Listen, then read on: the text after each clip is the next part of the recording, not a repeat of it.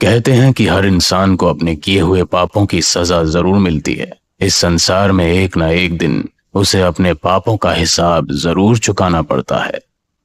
वो एक घना जंगल था। शरीर का खून जमा देने वाली ठंडी हवा चल रही थी।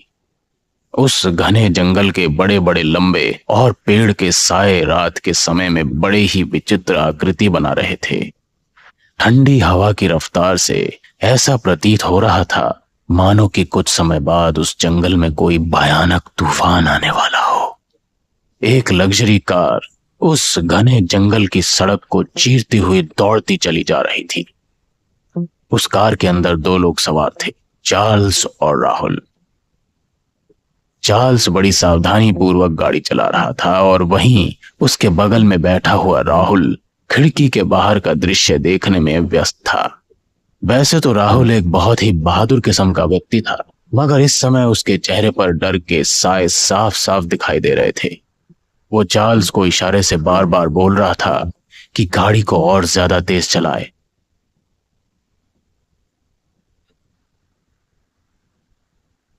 राहुल के बार बार बोलने पर चार्ल्स ने अपनी गाड़ी की स्पीड तेज कर दी थी, मगर रात के समय में वो ज्यादा गाड़ी की स्पीड तेज नहीं कर सकता था। राहुल का बार बार तेजी से गाड़ी चलाने का इशारा करना चार्ल्स का ध्यान भटका दे रहा था। इस बार भी राहुल ने चार्ल्स को गाड़ी तेज चलाने का इशारा किया ही था कि तभी कार अचानक झटके देते हुए रुक गई। चार्ल्स को ऐसा लगा मानो किसी अदृश्य शक्ति ने उसकी कार के स्पीड ब्रेक लगा दिए हों। अगर चार्ल्स गाड़ी चलाने में निपुण ना होता तो अब तक तो गाड़ी पलट जाती।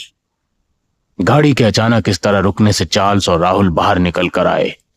उन दोनों ने देखा कि गाड़ी के चारों टायर फटे हुए थे।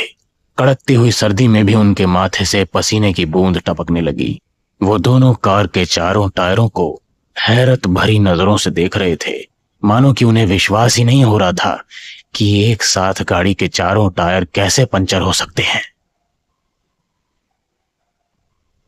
जबकि रोड बिल्कुल साफ और चिकना पड़ा था। वो दोनों ये सारी बातें गहराई में सोच ही रहे थे कि तभी अचानक उन दोनों को ऐसा लगा जैसे कि कोई बहुत टाइगर की रफ्तार से उनके सामने से निकलकर जंगल के अंधेरे की गहराइयों में खो गया।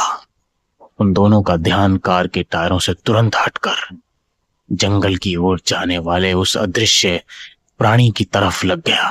कोई तो था जो बड़ी फुर्ती से उन दोनों के सामने से निकलकर अंदर गया था। अब दोनों के चेहरे की लकीरें साफ साफ झलकने लगी। वो सोचने लगे, इस घने जंगल में क्या वो सुबह तक जीवित भी रह पाएंगे या नहीं, क्योंकि जंगल बहुत घना था और दूर दूर तक आबादी का कोई नामो निशान नहीं था। अचानक उन दोनों को जैसे कुछ याद आया। उन दोनों ने अपनी जेब से तुरंत मोबाइल निकाल लिए, मगर मोबाइल की स्क्रीन को देखकर उनके चेहरे और ज्यादा निराश हो गए, क्योंकि मोबाइल की स्क्रीन पर नेटवर्क का नामो निशान ही नहीं था। वो किसी को मदद के लिए कॉल भी नहीं कर सकते थे। चारों ओर अजीब सा कोहरा छाने लगा था। इसी कोहरे के बीच अचानक चार्ल्स की नजर जंगल के बीचों बीच बने हुए एक बहुत बड़े मेंशन हाउस पर चली गई। जंगल में बने हुए मेंशन हाउस को देखकर चार्ल्स की आंखों में विस्मय की परछाइयां लहराने लगी, मगर दूसरी तरफ उसे थोड़ा सही भी महसूस हुआ, या ये सोचकर कि आधी रात के वक्त जंगल में रात बिताने का उन दोनों का कोई सुरक्षित स्थान तो मिल गया। चार्ल्स ने राहुल की ओर देखकर कहा कि हम दोनों को रात उस मेंशन हाउस में गुजार लेनी चाहिए। सुबह हम किसी को भी मदद के लिए बुला सकते हैं। तो वहीं दूसरी तरफ राहुल किसी भी हाल में उस मेंशन हाउस की ओर जाने के लिए तैयार ही नहीं था। राहुल का कहना था कि कुछ क्षण पहले ये जंगल वीरान नजर आ रहा था, अचानक ये मेंशन हाउस कैसे उत्पन्न हो गया। राहुल की बात सुनकर चार्ल्स राहुल के कंधे पर हाथ रखते हुए बोला कि हो सकता है कि ड्राइविंग की वजह से हम दोनों इस मेंशन हाउस को ना देख पाए हों। जो भी हो, हमारे पास उसके अंदर जाने के अलावा और कोई रास्ता नहीं है। अगर हम दोनों उस मेंशन हाउस के अंदर नहीं गए तो यहाँ पर कुछ भी हो सकता है। चार्ल्स की बात में राहुल को दम नजर आया। राहुल ने मेंशन हाउस की ओर जाने की हामी भरती। वो दोनों धीरे धीरे कदमों से उस मेंशन हाउस की ओर बढ़ने लगे, मगर जैसे जैसे उनके कदम बढ़ रहे थे उन दोनों को अपना दिल डूबता हुआ सा महसूस हो रहा था। पता नहीं क्यों उसे वो मेंशन हाउस उन्हें बहुत ही जाना पहचाना मालूम पड़ रहा था। कुछ ही समय बाद वो दोनों मेंशन हाउस के अंदर खड़े हुए थे कि उन दोनों ने देखा कि उस मेंशन हाउस की दीवारों पर बड़े बड़े चीते की खालें टंगी हुई थी और वहां आसपास सन्नाटा पसरा हुआ था।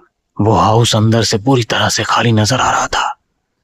तो वहीं दूसरी तरफ उस मेंशन हाउस के हॉल में बने हुए आतिशदान में लकड़ियां जल रही थी, जो ये बता रही थी कि ये मेंशन हाउस पूरी तरह से खाली नहीं है, कोई ना कोई यहां पर जरूर है। राहुल और चार्ल्स आतिशदान के करीब जाकर बैठकर अपने हाथ सेकने लगे। दरअसल चार्ल्स और राहुल कोई आम व्यक्ति नहीं थे, बल्कि वो दोनों एक जासूस थे। और तो और वो दोनों इस देश में भी नहीं रहते थे। कल रात उन दोनों के पास उनके ही किसी एजेंट का कॉल आया। उस एजेंट ने उन दोनों को अर्जेंट इसी जंगल के आसपास बुलाया था, मगर अपनी मंजिल तक पहुंचने से पहले ही उनकी कार के चारों टायर पंचर हो गए और इस वक्त वो दोनों जंगल के सन्नाटे में बने हुए उस मेंशन हाउस के अंदर आतिशदान में अपने हाथ ताप रहे थे। उन दोनों को भूख भी लग रही थी। राहुल चार्ल्स से खाने को लेकर कुछ कहने ही वाला था कि तभी उन दोनों के कानों में सीढ़ियों से किसी के नीचे उतरने के कदमों की आहट सुनाई दी। वो दोनों खड़े होकर तुरंत सीढ़ियों की ओर देखने लगे। उन दोनों ने देखा कि एक सुंदर महिला मुस्कुराती हुई एक छोटी बच्ची के साथ उन दोनों की ओर ही चली आ रही थी। उस सुंदर महिला ने ब्लैक कलर की नाइटी पहन रखी थी और उसके ठीक बगल में एक 10 वर्षीय लड़की जिसने एक ब्लैक कलर की मोटी जैकेट पहन रखी थी, उन दोनों को देखकर मुस्कुराने लगी। कुछ ही देर में वो महिला अपनी बच्ची के साथ चार्ल्स और राहुल के सामने खड़ी हो गई और उन्हें सवालिया नजरों से देखने लगी। चार्ल्स ने मुस्कुराते हुए उससे कहा कि वो दोनों मुसाफिर हैं। अचानक रास्ते में उनकी कार खराब हो गई। सर्दी और जानवरों से बचने के लिए वो दोनों इस मेंशन हाउस के अंदर चले आए। चार्ल्स की बात सुनकर वो सुंदर महिला बड़े ही अजीब रहस्यमयी अंदाज में मुस्कुराती हुई बोली कि तुम दोनों ने अच्छा काम किया, हमें एक दूसरे की मदद करनी चाहिए। राहुल ने उस महिला को बताया कि उन दोनों को बहुत तेज भूख लगी है। राहुल की बात सुनकर उस सुंदर महिला ने सामने की ओर इशारा कर दिया और उन दोनों ने देखा कि उस हॉल में एक बड़ी सी डाइनिंग टेबल सजी हुई रखी है। वो दोनों समझ गए कि वो सुंदर महिला उन दोनों को भोजन करने का निमंत्रण दे रही है। वो दोनों धीरे धीरे कदमों से उस डाइनिंग टेबल की ओर बढ़ गए। उस महिला ने अपनी 10 वर्षीय बेटी को एक चेयर पर बैठा दिया और वहां से गायब हो गई। वो बच्ची उन दोनों को अजीब से अंदाज में घूरे जा रही थी। पता नहीं क्यों राहुल और चार्ल्स को उस बच्ची के घूरने का अंदाज विचलित कर दे रहा था। राहुल को ऐसा महसूस हो रहा था मानो कि उनके सामने कोई जिंदा बच्ची नहीं बल्कि किसी मुर्दा बच्ची को बैठा दिया हो। उन्हें एक अजीब सी घबराहट महसूस होने लगी। वो दोनों उठकर जाने ही वाले थे कि तभी वो सुंदर महिला हाथों में खाने की ट्रे लिए हुए मुस्कुराती हुई उनके करीब चली आई। उस महिला को देखकर अचानक उनका विचलित मन शांत हो गया। उस महिला ने मुस्कुराते हुए उन दोनों से कहा कि उन दोनों को बैठकर भोजन करना चाहिए। उसने ये भी कहा कि भोजन करने के बाद अगर वो चाहें तो सामने वाले रूम में सुबह तक रुक सकते हैं। सुबह तक उसका ड्राइवर आ जाएगा और वो उन दोनों की कार की रिपेयरिंग करवा देगी। ये सुनकर उन दोनों को बहुत शांति मिली। वो दोनों चुपचाप शांति से भोजन करने लगे। भोजन करने के दौरान ही अचानक राहुल और चार्ल्स की नजर उस बच्ची पर चली गई। उस बच्ची को देखकर उन दोनों की आंखें दहशत और डर से फटी की फटी रह गई। उन दोनों ने देखा कि उस बच्ची का चेहरा पूरी तरह से काला पड़ चुका था और उसकी आंखों से खून टपक रहा था। ये देखकर उन दोनों की चीख निकल गई। अचानक उन दोनों के कानों में किसी औरत की गुर्रारी हंसने का स्वर टकराया। उन्होंने देखा कि वो सुंदर महिला एक बहुत ही भयानक रूप में परिवर्तित हो चुकी थी। तभी कोई टाइगर की रफ्तार से उनके सामने आकर खड़ा हो गया। उस व्यक्ति को देखकर उनके बदन में डर की कंपकपी छूटने लगी। वो व्यक्ति कोई और नहीं बल्कि उनका पुराना साथी टाइगर था। वही टाइगर जिसे राहुल और चार्ल्स ने धोखे से मार दिया था।